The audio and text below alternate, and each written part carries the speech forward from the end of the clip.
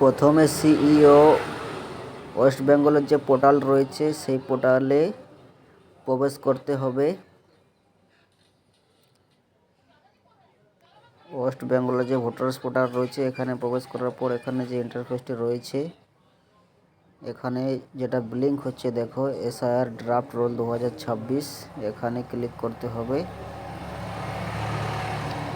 এরপর স্টেট, সাল, list, district এবং অ্যাসেম্বলি বিধানসভার নাম সিলেক্ট করতে হবে। ল্যাঙ্গুয়েজ সিলেক্ট করে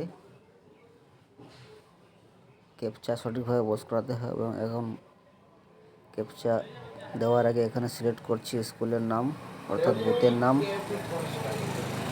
নাম সিলেক্ট করার পর এখানে বুথের নাম সিলেক্ট করা হয়ে গেছে। এরপর ক্যাপচাটি সঠিকভাবে দিয়ে দেব।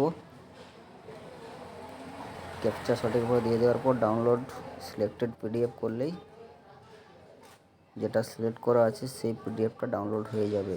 অর্থাৎ যে বুথের সিলেক্ট করেছি সেই পিডিএফটা ডাউনলোড হয়ে যাবে। এখানে দেখো ডাউনলোড হয়ে গেছে।